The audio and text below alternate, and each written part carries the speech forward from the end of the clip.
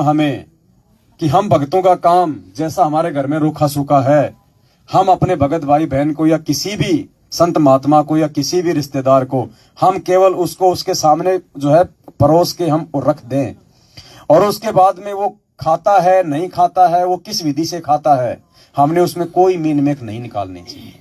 हमारा काम केवल संत के आगे भोजन रखने का था। अब वो उसको उछाल उछाल के खाए, चाहे उसको सभ्यता के साथ खाए, ये उसके ऊपर है।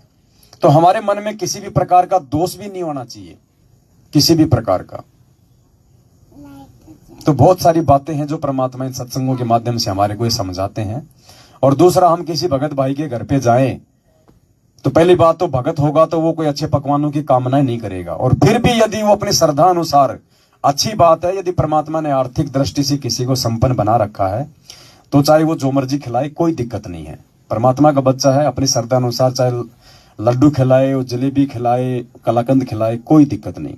अगर कोई मेरे जैसा कोई गरीब है, अगर वो साग रोटी खिला रहा है, चटनी रोटी खिला रहा है, तो खाने वाले के मन में बिल्कुल भी ये भाव नहीं आने चाहिए जरा से भी कि यार कुछ मिला ही नहीं, मैं तो सोच रहा था खीर बनेगी आज, अरे यार बस इतना आया नहीं, पुण्यात्मा हमारा बेड़ा गर्क हुआ नहीं।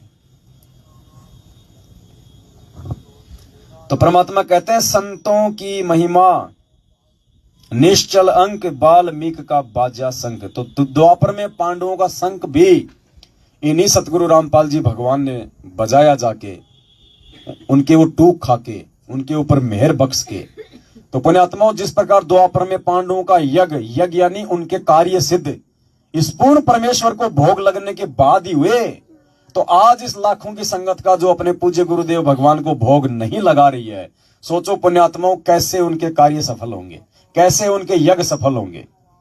अरे युधिष्ठिर भी चाहता, श्री कृष्ण जी भी चाहते तो सुपर सुदर्शन की, उस समय तो बहुत बड़े बड़े ऐसे बड़े चित्रकार थे, फोटो बना लेते। भाई भीम वहां पे जाके तो आए गया था पहले न्योता देने, भीम बता देता।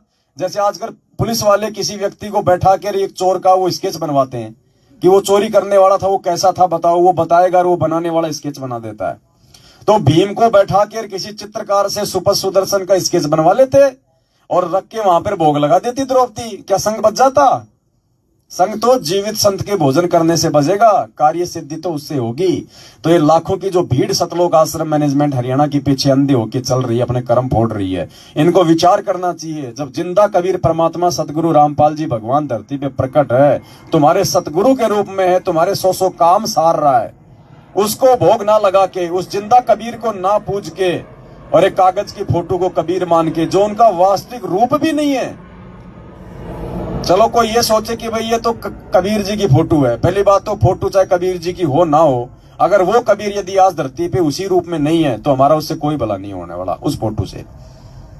और वैसे देखा जाए जो फोटो ये लोग पूजते हैं वो फोटो भी उस कबीर की नहीं है, क्योंकि 650 साल पहले ना तो कोई कैमरा था, ना कोई वीडियो रिकॉर्डिंग करने का सिस्टम था, हाथ से फोटोएं बनाई जाती थी। आगे चल के धीरे धीरे ये मशीनें आती चली गई, लोग इनमें रंग रोगन भरने लग गए। आज हमारे सामने एक बिल्कुल ऐसा वो एक बढ़िया सा एक वो चित्र बना दिया लाल पीला करके, जबकि ये उस परमात्मा का वास्तविक 650 साल पहले वाला रूप भी नहीं है। अरे नालायको, फोटो के आगे भी अगर भोग लगाओगे और वो काम करेगा तो भी जिंदा कबीर सतगुरु रामपाल जी भगवान का ही करेगा, क्योंकि जब उनकी फोटो देखेंगे तो कम से कम वो ही हमारे को सतगुरु याद आएगा, हमारे भाव हमारे गुरु जी पे जाएंगे।